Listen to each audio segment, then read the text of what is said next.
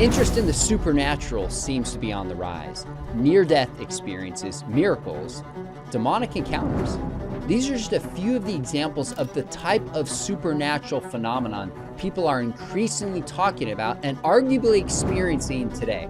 It's no coincidence that two new compelling films which investigate the evidence for the supernatural are both releasing this spring. We're going to talk about both of them. I watched early cuts of each of the films with my 12-year-old son, and let me tell you, it created some great conversation.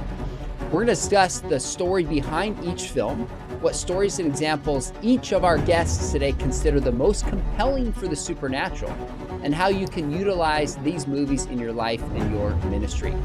Our guests today are Billy Hallowell, which you will recognize from being on this channel in the past. He's an investigative journalist with CBN News, and Eric Swithin, a filmmaker and director for multiple films, including the one we're going to discuss today, the newly released Show Me Your Glory. Fellas, thanks for coming on. Thanks for having us. Thanks for having us, Sean. Appreciate you. Oh, you're welcome. This is the first time I've done something like this in my program. I don't like promote films. That's not my angle. But I know both of you. I know the quality of your work. And I've sensed for the last year or two that something is happening in culture about the supernatural. I mean, at this time, Lee Strobel's book, Seeing the Supernatural, is launching into mega selling. I'm invited to this forum on a college campus, and they say, can we just, with an atheist, talk about our miracles happening today? Something's taking place. So when I saw both of your films, I want to talk about your films, what makes them unique. But if something really is taking place in culture today. So Billy, let me start with you. Do you think there's increased interest in the supernatural right now? And if so, why? Oh, 100%. I think what we're watching on these college campuses, and you know this too well, right? We're seeing young people come forward with interest. Look, there's a campus where there were 30,000 students and 7,000 students showed up on this campus to hear the gospel. Not all of them responded to it, but the fact that 7,000 showed up, there's a hunger for the truth. And I think what's interesting about the supernatural is that it points to the truth, right? Miracles are evidence for God. And so when you have so many people sort of coming forward with this interest in culture right now, it only makes sense that we're seeing intrigue in miracles, in understanding what evil really is, that you're going to see people turn to that because, again, it points to the evidence. So I think we're watching that. And even, let me say this, I have never done more press. You know, our film Investigating the Supernatural Miracles is out, and I have never done more press around a project than I have this particular project. And I think it's because, it's been insane. The people, the doors that have opened, even in the secular world, Women's World magazine is featuring it in what to watch, right? So that's never happened for anything I've ever worked on before. Well, Billy, there might be other reasons they asked you to do, Women's World magazine, but I digress. We don't need to go there. That's a wonderful response. Eric, do you sense the same thing? What's your take on interest in the supernatural? There's a lot of things converging right now. You see developing skepticism, especially with what happened with COVID. There's a skepticism towards modern medicine, even. There's a skepticism towards science. And so you have a younger generation that is seeking answers.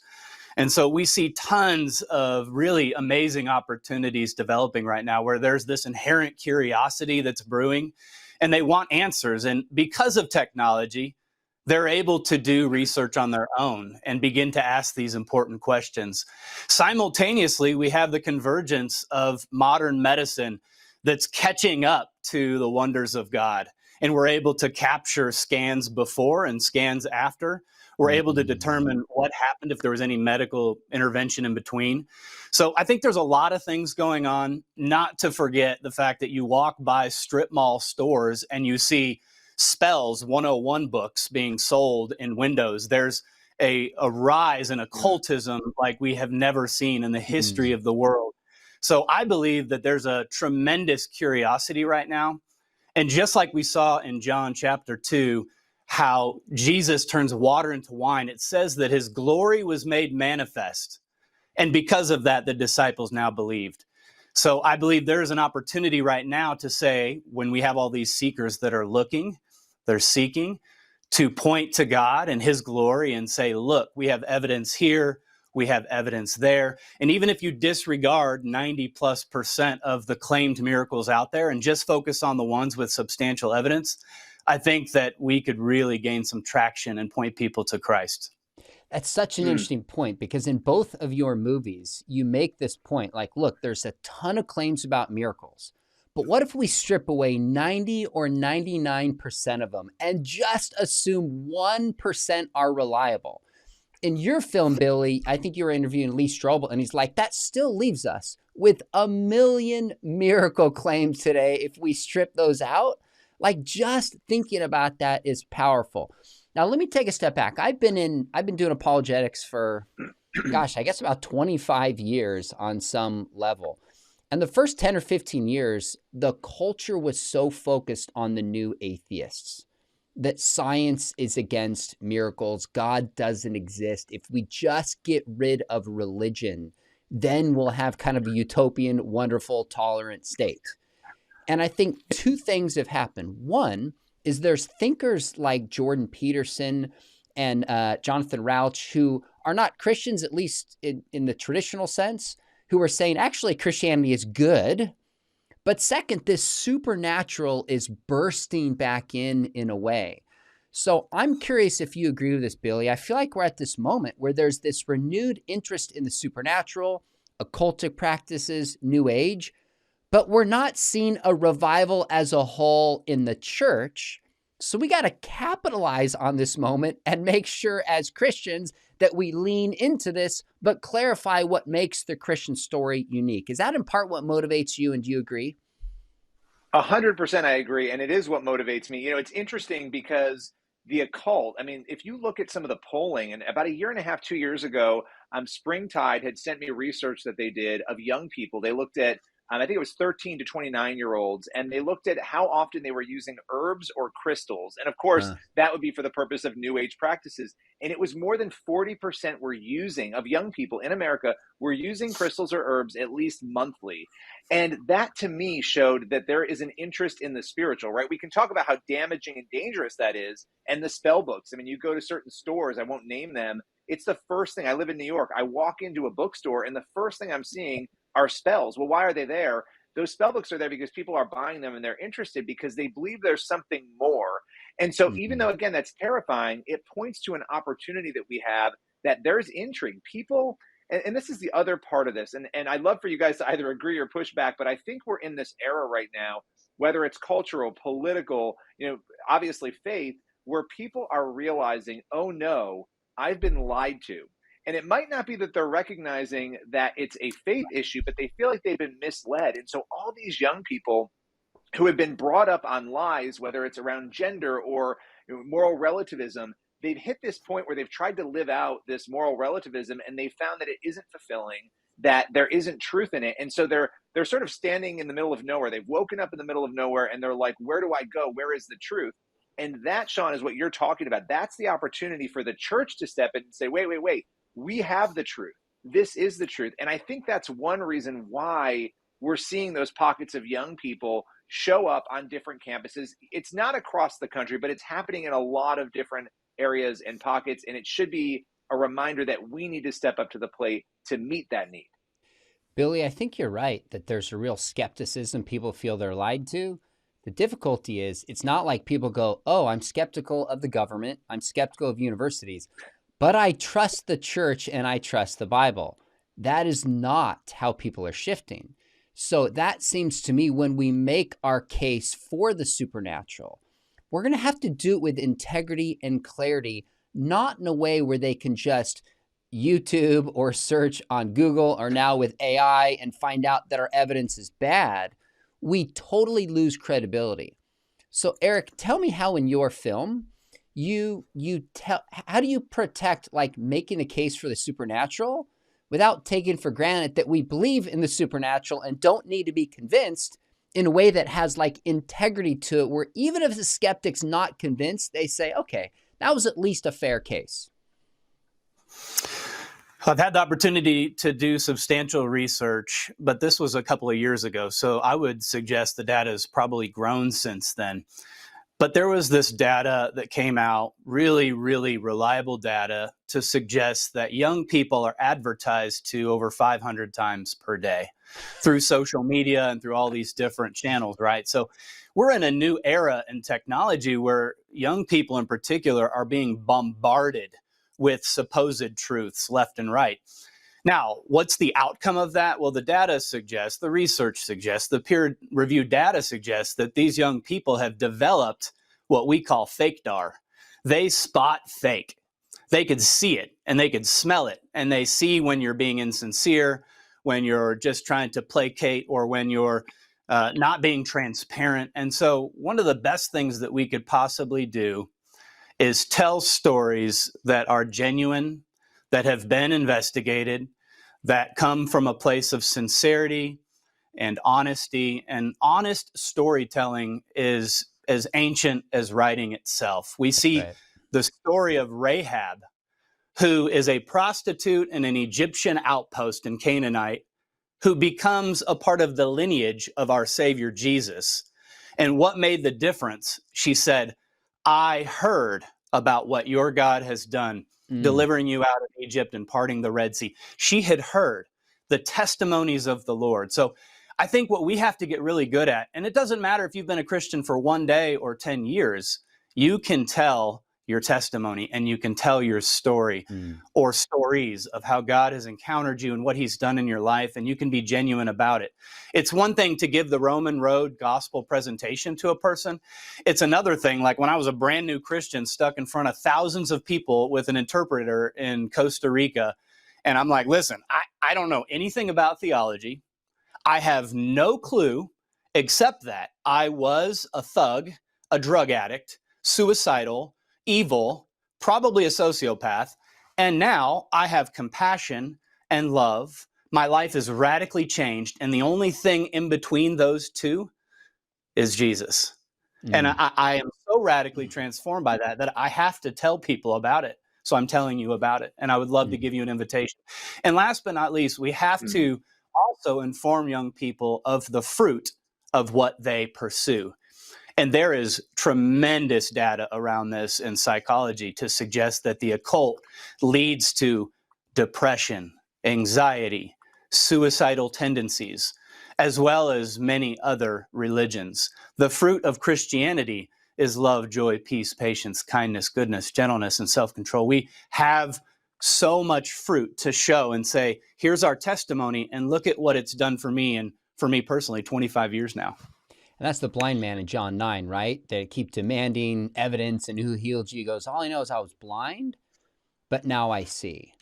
Now, one thing both of your movies do well is you have a lot of stories. You have people firsthand telling stories, but then you go to the peer-reviewed evidence. Then you interview experts. So it's not just story-driven, because everybody has a story today.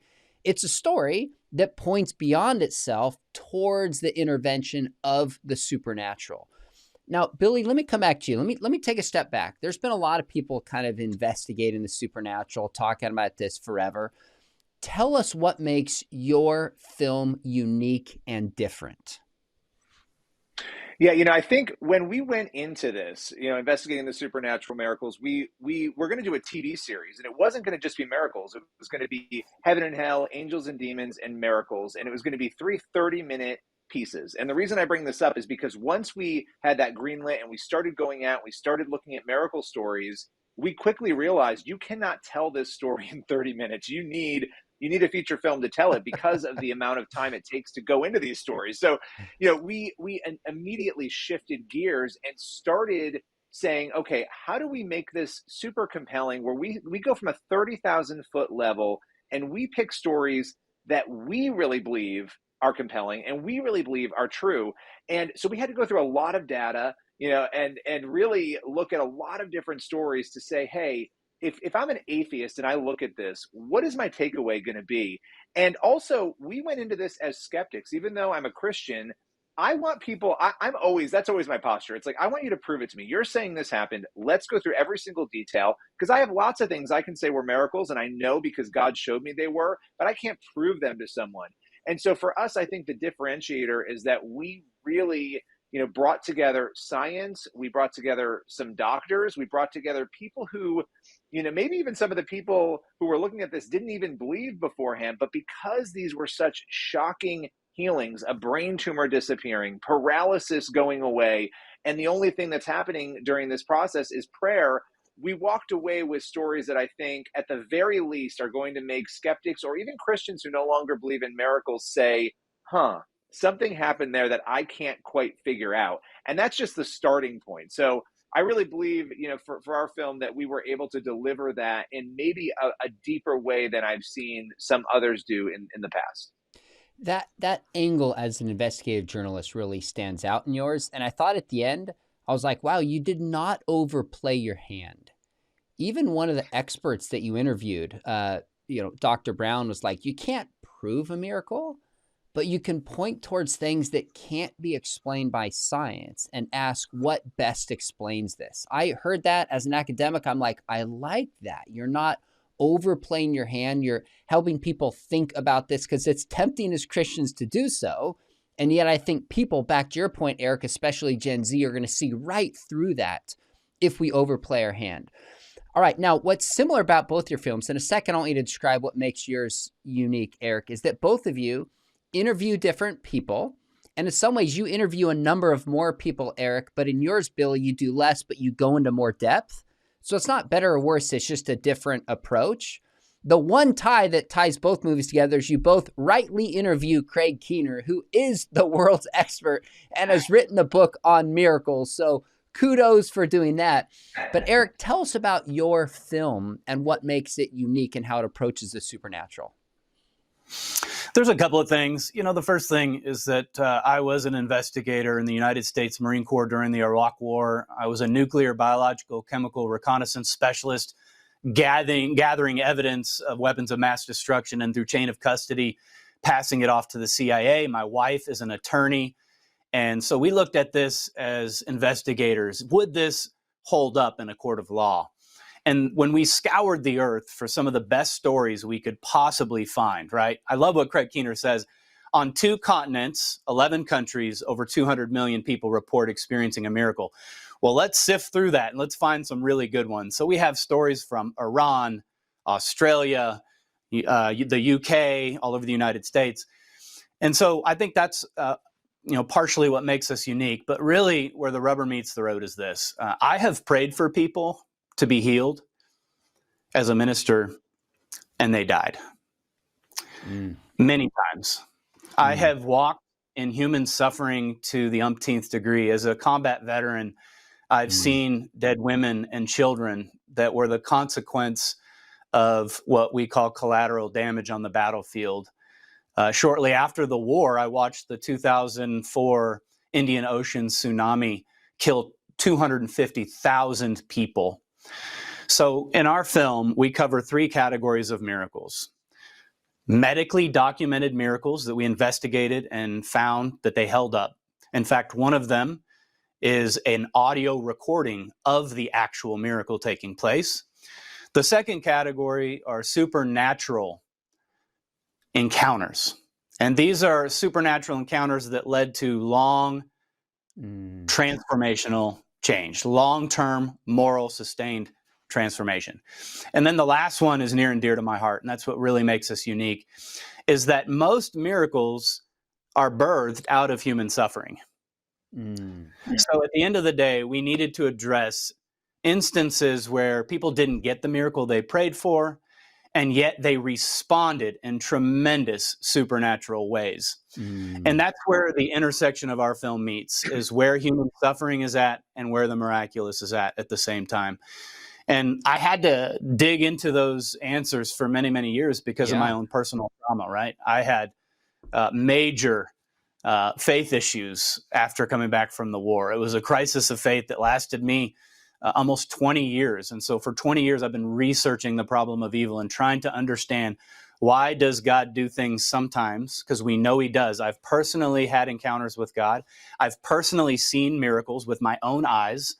And yet there are so many other times where it doesn't take place, and we're sitting in our darkest hour or watching people in their darkest hour. And it seems like God wasn't doing anything. He wasn't lifting a finger. It's like he took the day off, and I needed to find answers to that.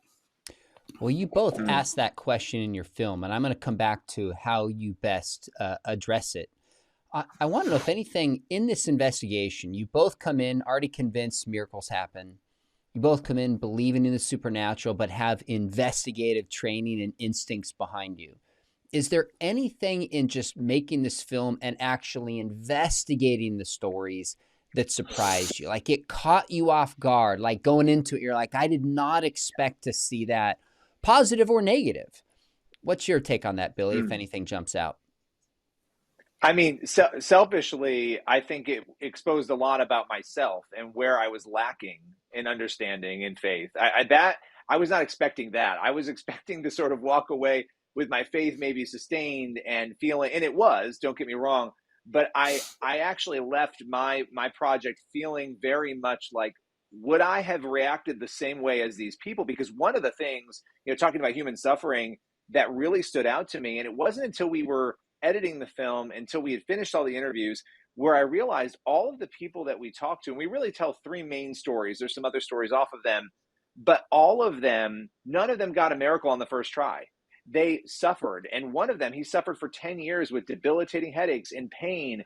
And as these struggles are going on, they're praying and praying and praying, and they're pushing to the point of even being tired of doing it. The one guy, basically said, look, I no longer want people to pray over me. I'm done. I don't want to go to any more prayer events. And his wife pushed him to go to one more. And that's where he got his healing. Huh. But it made me think, man, if this were me, if I were terminally ill or I was struggling with this before the film, would I have had that persistence to keep going? And I think the answer was no. And that was really convicting and challenging, because I wouldn't have had the trust to continue. I would have given up much earlier. And so walking away from this, to kind of bring it together, I think for me, I really felt like that balance that we're called to of trusting God, that no matter what happens, right, whether we get our miracle on this side of eternity or not, that I need to have that radical trust and build that and sustain that, while also believing for the miracle the entire time to the very end. That is a difficult tension point.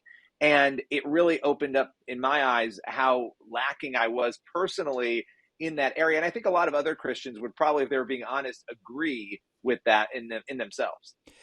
That's such a good takeaway. About a year and a half ago, people watching this channel know I went through some pretty significant health challenges for 3 months and was in terrible pain.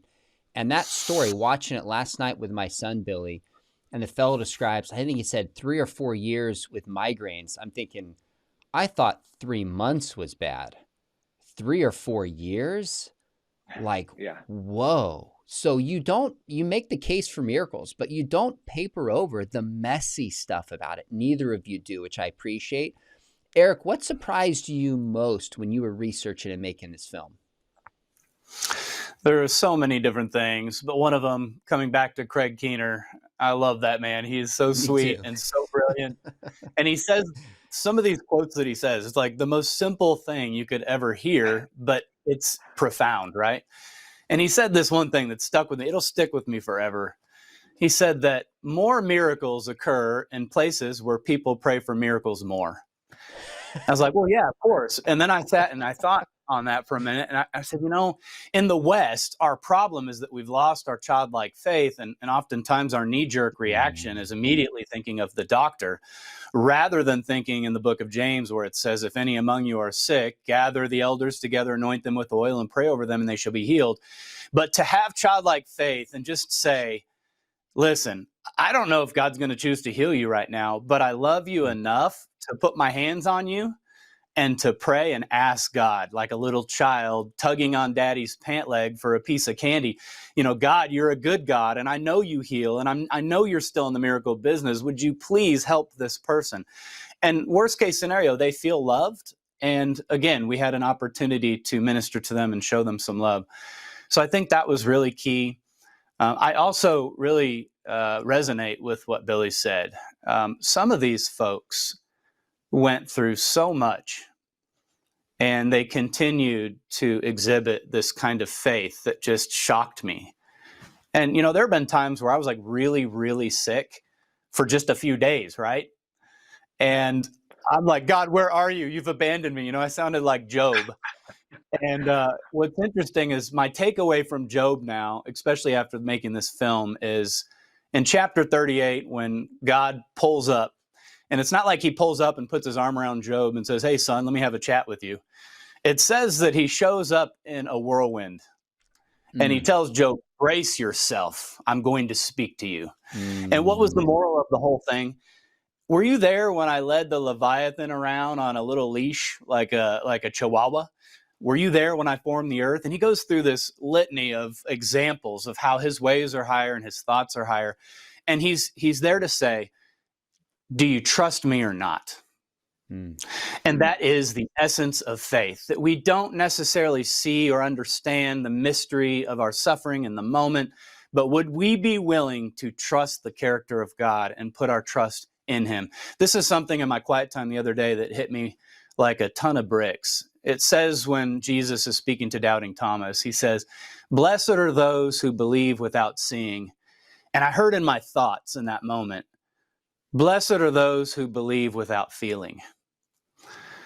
When we don't feel God's presence, and when our emotions are betraying us and our heart is trying to lead us astray, and we are in the middle, like we say in the Marine Corps, we're in the middle of the suck. We're in the middle of the trenches.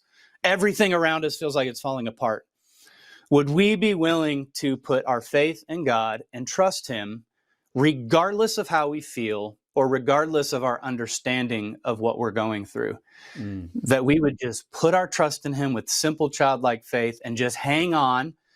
Like in the movie, a long time ago, there's a movie about tornadoes. And I remember in the end scene, they're holding on to this little drainage pipe. And the only thing left in the house is the foundation and this drainage pipe. You know, that's what it feels like in those moments. Would we be willing to hold on like that? I love that. And by the way, Sean, can I? Oh yeah, go ahead. Well, I wanted to throw something out there because in light of what Eric just said, I mean, Eric, I don't know your thoughts on this, but I've walked away a little bit haunted by the notion and the idea that, and this is again challenging to me, but that there are people potentially, if all of this is true, right? If these investigations are true and these miracles are happening as we believe they do, and they can, are there people, and I want to be careful how I say this because not everybody's going to get a miracle on this side of eternity, and there are things that are very complicated that we can't fully understand even. But are there people who are not healed and who actually needlessly suffer because there's a lack of faith or trust that healing is even possible? And I walked away very challenged by that and actually haunted by the idea that I've contributed to that even in my own life by not having that belief, and that other Christians could be, inadvertently not helping their fellow believers because they're not willing to even embrace the idea that this is possible. So I just wanted to throw that out there because it dovetails with that trust that you're speaking about there. Yeah, I think there's tremendous biblical precedent for the mystery of our faith leading to a manifestation of God's glory. It's not to say that God isn't fully sovereign and fully in control, because we know that he is. And, for centuries, we've tried to reconcile God's sovereignty with total free will. But we're these little three-dimensional beings that can barely see two spaces ahead or two moves ahead on the chessboard. We serve a God that stands outside of time and space, and he sees infinite moves ahead. And so I believe that for some reason, God has chosen to partner with us in prayer. And we see that in Jesus's hometown, that he performed very few miracles because of their lack of faith. We see again and again in the miracle accounts in Scripture where Jesus tells the person, your faith has healed you. So there is tremendous power in our prayers and faith, that the fervent prayers of a righteous man, a man who's in Christ, availeth much. They accomplish much. And so, like I was mentioning earlier from Craig Keener's quote, I believe we're missing out on miracles all the time simply because we just didn't ask. In fact, the book of James says, you have not because you didn't ask. Now, we also see on the cutting edge of ministry, I just got back from a mission trip to Pakistan, which was wild. And because the cost of being a Christian there is so radical, if you become a Christian, you are signing up for persecution and poverty and a litany of other things. The cost is so high there, and yet the faith is so radical. So we were seeing miracles all the time. I saw demonic possession, and I saw in the name of Jesus those demons leave a person. I got to participate in that. I got to pray for people who are healed right there. So as Craig Keener says, and as a lot of studies suggest, on the cutting edge of the gospel, where it's pushing into the darkest places, we see a lot of miracles. But I also believe that it's happening in those places because in places like Pakistan, in the slave factories, they have no alternative besides prayer. It's not like they could go to the hospital. They have no, it's either God heals them or they die. God heals them or they remain in their sickness. The last thing I'll say, and it's such a good reminder, is that Lazarus ended up dying again. The blind man ended up dying again. Every person that has ever received a miracle in this life ends up dying eventually. Miracles are these little bursts of the kingdom into this reality to remind us there is a God and there's an eternity. And we should remind ourselves that even if we don't get that miracle, that all the miracles from other people that are around us should be a huge encouragement to us. Eric, I love that. Let me follow up with this because I think Billy's question was really insightful. You clearly point out that miracles are tied to faith, and yet with faith, sometimes miracles don't happen.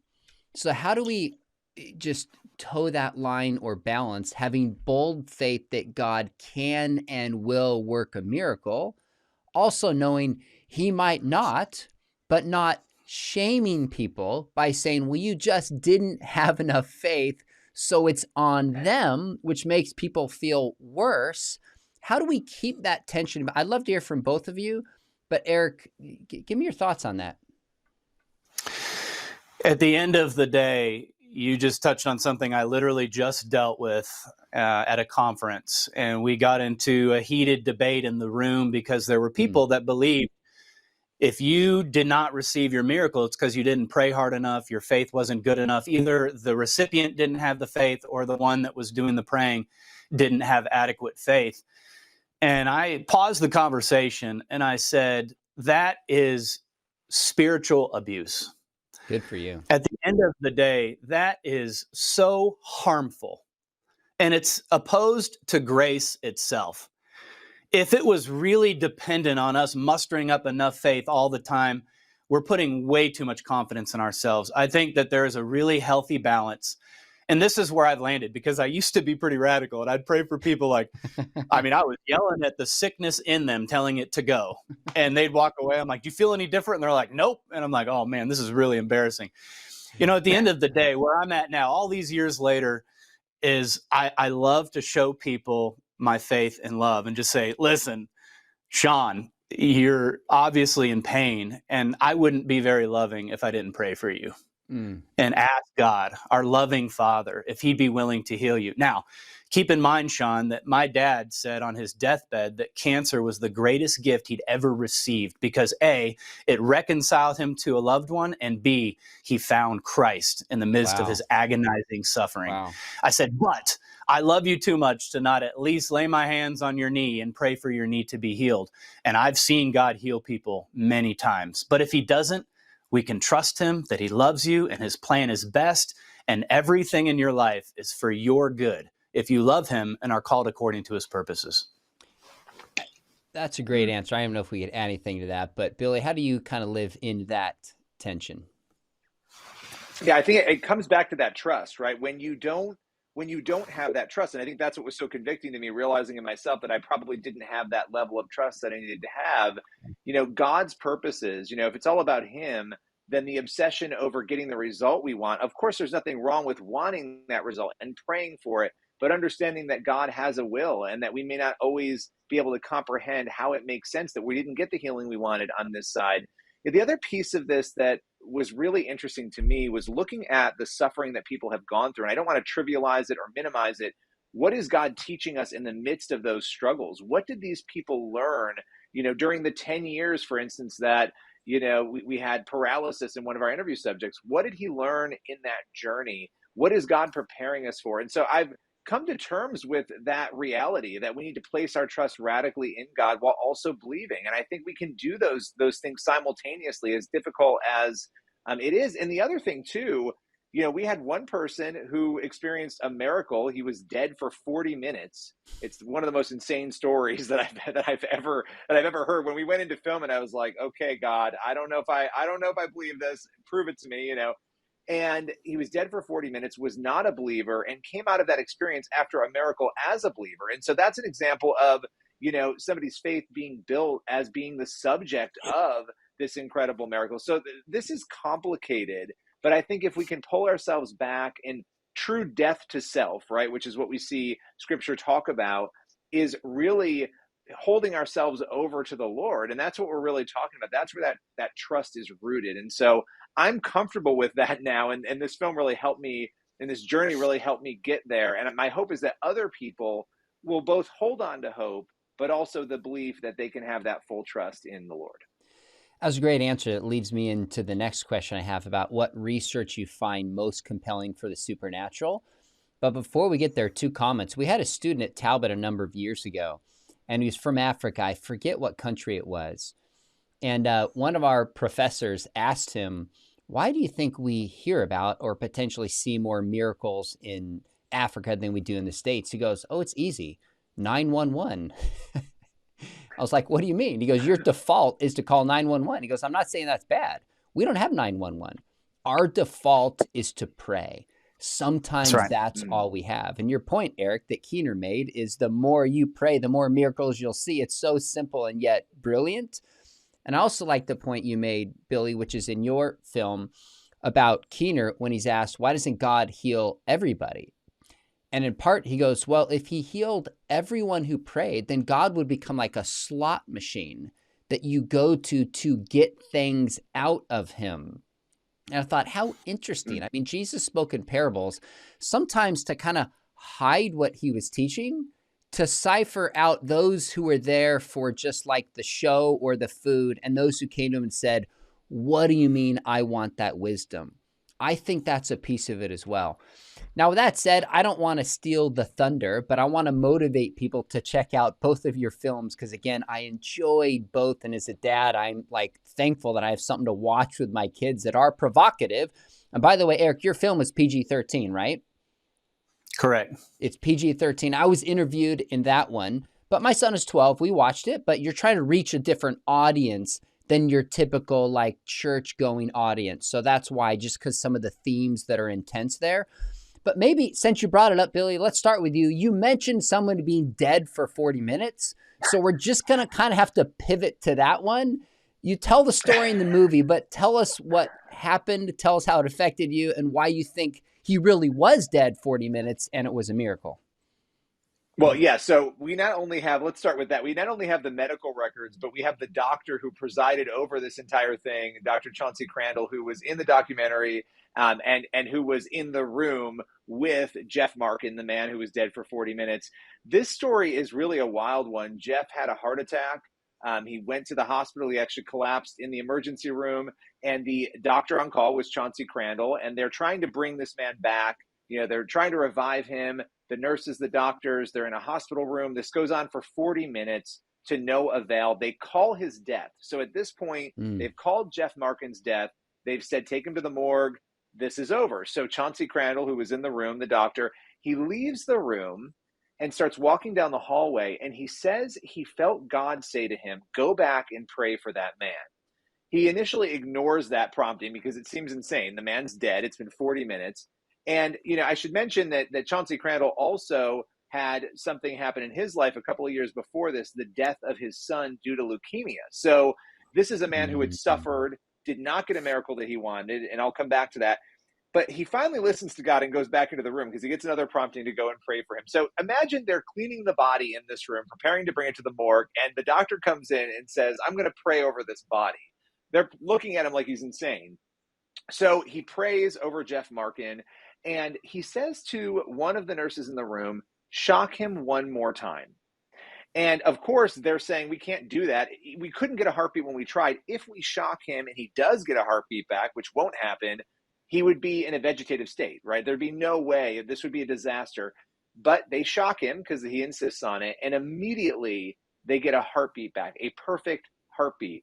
And 2 days later, Jeff Markin wakes up. in the hospital. Not only is he completely healthy, but we interviewed him in the documentary. And it's just a crazy story. It brought him to faith. He had a near death experience, which we cover in Investigating the Supernatural Miracles. And I won't get into that now. But the impact it had on me was, again, this realization. I think a lot of times as Christians, we say, oh, well, I believe that in my mind, right? I haven't experienced it. I don't really know if I even believe it in my heart, but the Bible says it, it's true. And we know that the Bible's true. But I think my point is to actually see a case, understand that this is still something that is happening in our world today, was really eye-opening to me as a Christian, selfishly, to be able to see that and experience it and talk with those involved. But I think it also points back to, again, the doctor at the center of this went through a trauma of his own, not getting the miracle he fought for. And yet today, God is using him in remarkable ways. He's seeing all sorts of healings in addition to what we just talked about. Two quick follow-ups before I come to you, Eric. Number one, why did he say shock him? Why not just say stand up, pick up your mat, and walk? I think he felt the Lord calling him to do that, right? And in those moments, again, it seems insane, and we don't know why God calls us to certain things, but it's a good question. But I think in those moments, he felt the Lord say to him, have them shock him again. And maybe it was for the benefit even of them, right? Of these individuals in the room, the nurse and the doctor. We don't fully know, but. Well, in one sense, they had shocked him multiple times, 10, 15, 20, 30, 40 minutes earlier. So what's the difference now? We're going to shock him again, but this time with prayer. So it's showing distinctly that maybe medicine has its limits. Yes. We can only speculate on these things, but it's interesting why God works the way he does. Second one, both of you, what I appreciate about it is you interview the families and people affected, but then you have these dramatizations where you hired kind of actors and actresses to play this out so we could kind of envision it. There's a nurse that's there. And when the movie was done, I said to my wife, we watched it last night, Billy. I was like, oh, why didn't they interview the nurse? Was she not available? Would she not do it? I know sometimes people are really hesitant. Did that cross your mind? Yeah, it did. A lot of this crossed our mind, and there were people who were sometimes hesitant. In that case, I don't remember the nurse in particular, why we did not talk with her. But there are people, and this is interesting, and I think this is part of the tension. And Eric, I don't know if you experienced this. There are doctors and there are medical professionals who they can't explain what happened, and they were there. But they don't want to talk about it either, especially those who don't believe, who are in the non-believer category. They're almost comfortable, some of these individuals, with, well, I can't explain it, and that's okay. Which for me, as an investigative journalist, I always want an answer. I want to get as close as I can get. But I think when your worldview is sometimes challenged, and again, I'm not saying that's the case with the nurse, because I don't particularly remember in her case, you sometimes retreat from even wanting to speak about it. And we did see that in one of our other cases, where they weren't denying it, but they weren't really interested in engaging a conversation on it. And Billy, you've talked about this in terms of in the demonic, and there's even more reason you wouldn't want to talk about an encounter with the demonic. Is there something wrong with me? And near-death experiences. These are not people trying to write books and make money on this and profit for personal gain or fame. They're hesitant and reluctant to share. Did you come across that, Eric, that there were people with kind of dramatic stories and they just didn't really want to share it? Where they're like, give me a mic, I want to tell the world about this amazing healing, or was it some combination of the two? It's interesting that you bring that up, because one of our stories had never been told except to two people. In fact, this young lady's parents didn't even know.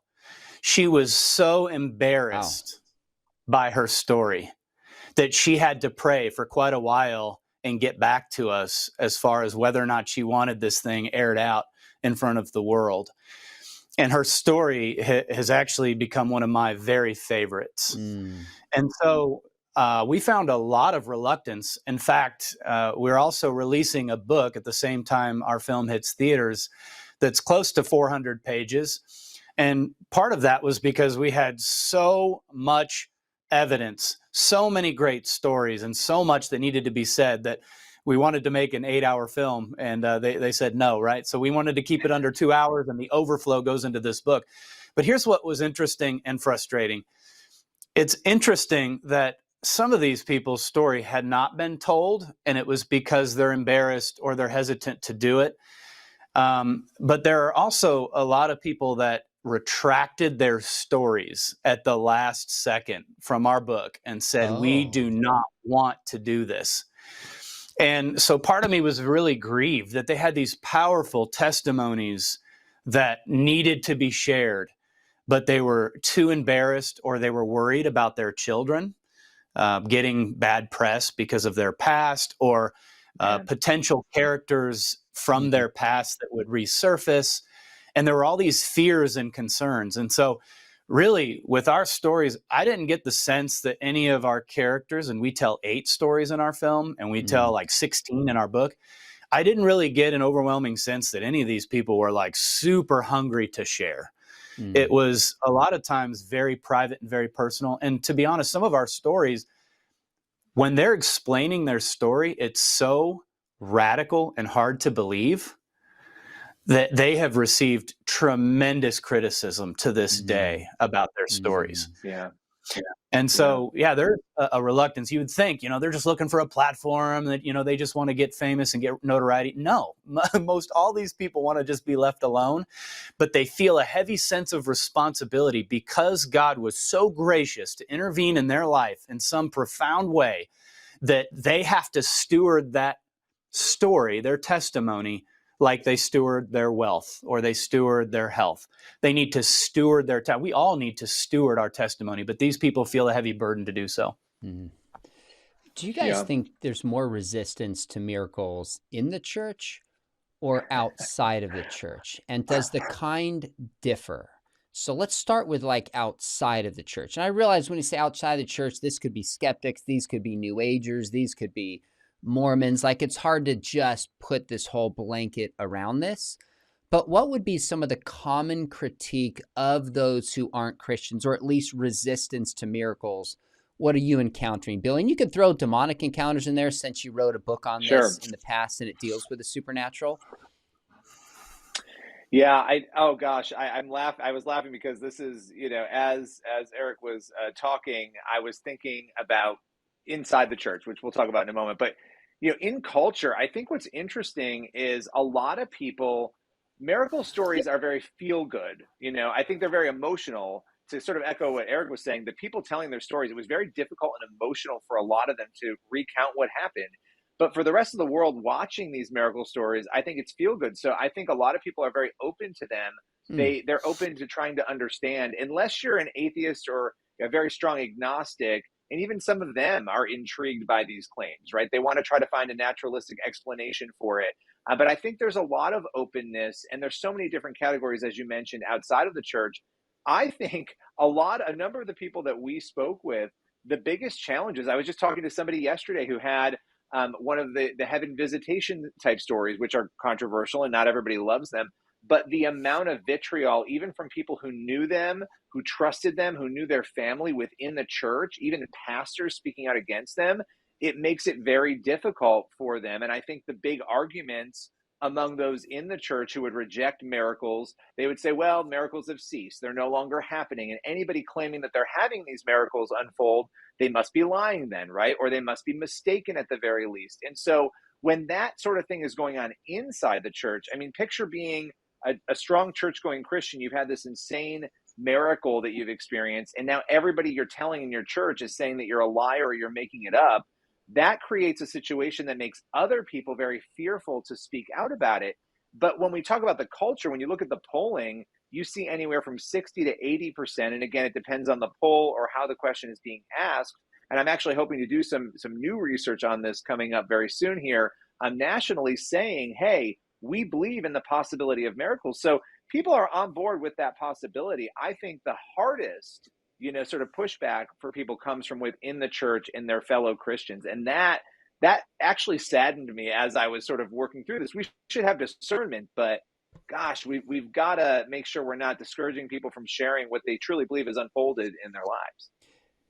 Eric, what's your take? Do you agree? Do you see things a little different, have a different experience than that? Haters are gonna hate. There's this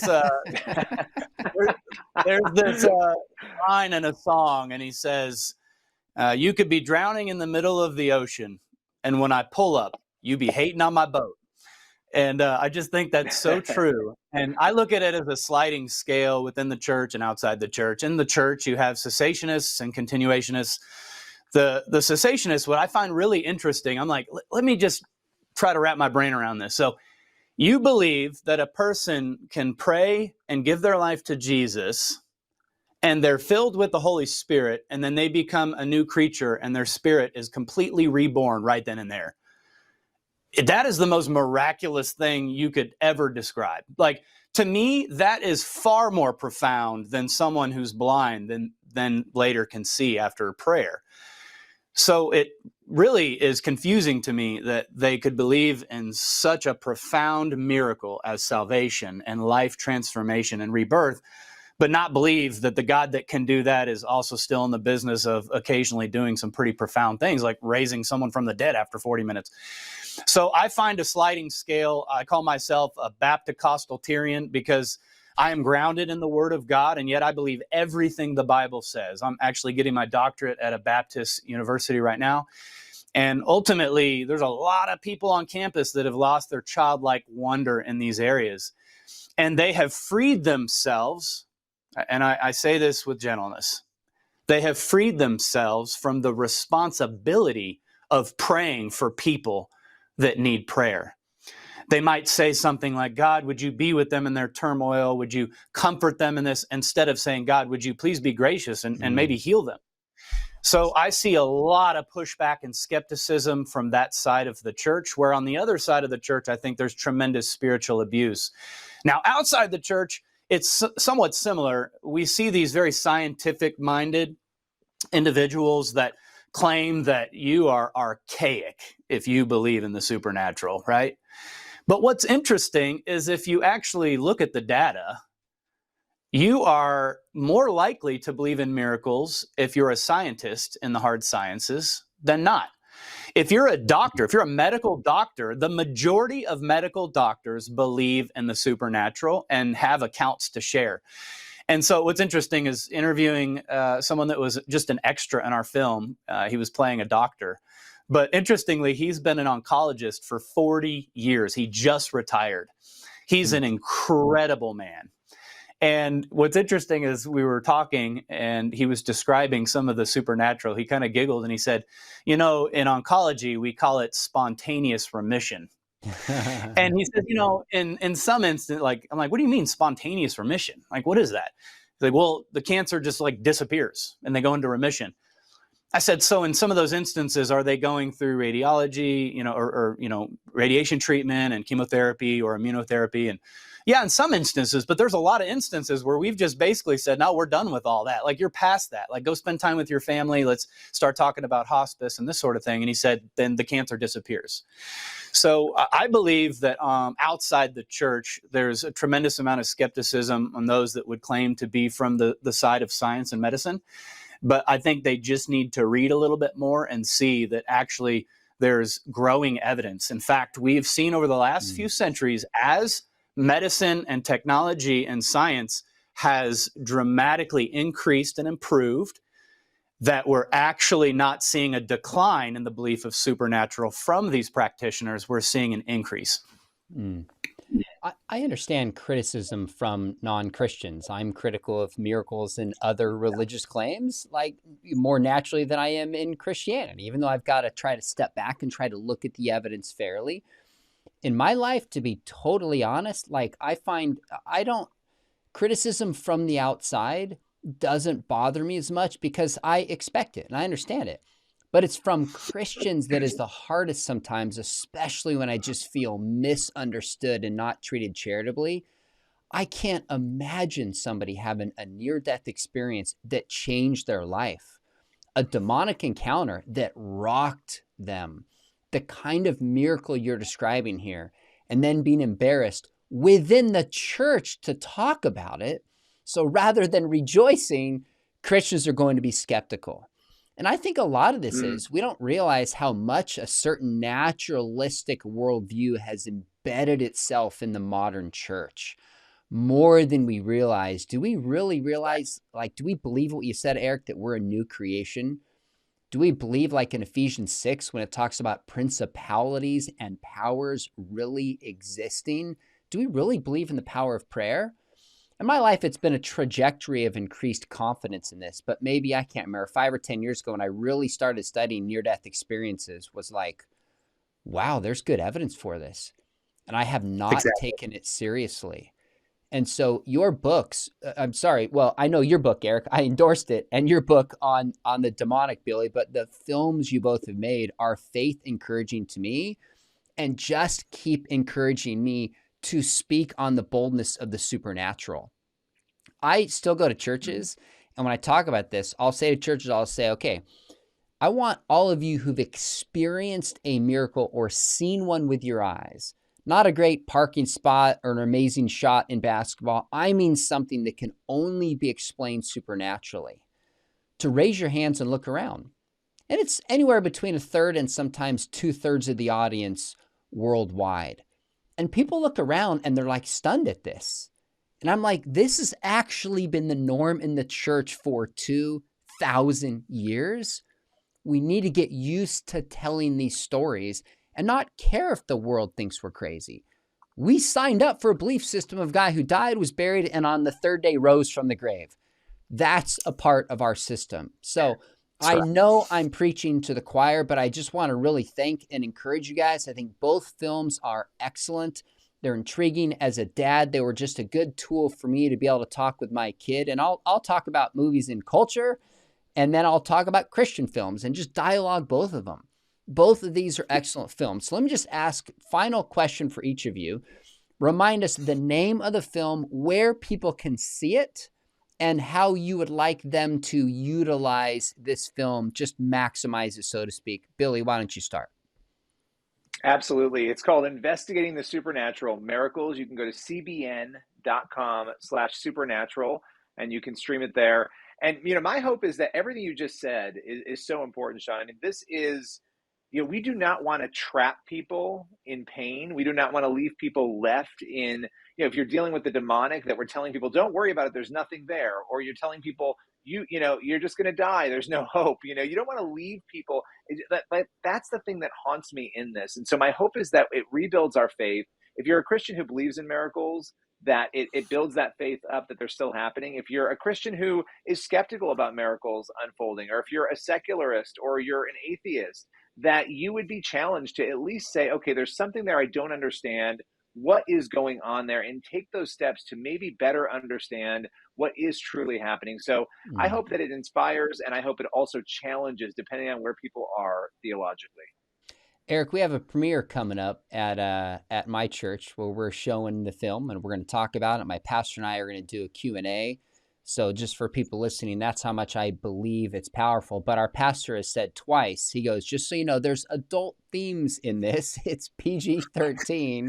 So tell us, just remind us, obviously the name is Show Me Your Glory, where people can find it, how you would love churches to utilize this resource. Similar to Billy, and by the way, I watched Billy's film a couple days ago and absolutely loved it, and I highly recommend it for everybody. But our film is 8 real stories of when the supernatural crashes into human suffering. And when we're dealing with suffering, there are some pretty risque topics. So it is a pretty intense movie. We get that comment a lot from those who've screened it. It's a very intense movie. But ultimately, this movie is for the saints to be encouraged. It is also for the seeker who's looking for good evidence. And it's also for the skeptic. And so I really encourage people to see this film. I especially encourage churches because it could be a profound tool for that family member or that neighbor that might fall into a category where this film could really help them overcome a hurdle. We know that the leading cause of atheism is the existential problem of evil. If God is sovereign and perfect, why does he allow so much evil and suffering? And we really do our best to provide some good answers to help people overcome that hurdle and trust God. So we do believe that there are going to be a lot of people who come to faith. There's a gospel presentation and an invitation and follow through at the end of the film. And if you want to learn more about it, you can go to www.showmeyourglory.com. showmeyourglory.com. And that's where our book is available. You'll be able to start buying tickets on April 11th. And that's pre-sale for the tickets because we go live nationwide in theaters starting May 13th. Love it. Well, we'll have this up plenty before then, so hopefully people will go watch it and support it. And I just encourage people, look, when you watch and support films like this, it helps just financially. It helps with traffic to just say, hey, there's a need for this. And so watch it even just for that reason alone, although both films have so much more value than that. Hey, I appreciate both you guys. More than anything else, want to encourage you and thank you for doing great work. The rest of you, before you go away, make sure you hit subscribe. We're going to keep talking about the supernatural here. My next video on near-death experiences will be about when atheists have near-death experiences. That's coming up in a few months. Really interesting findings here.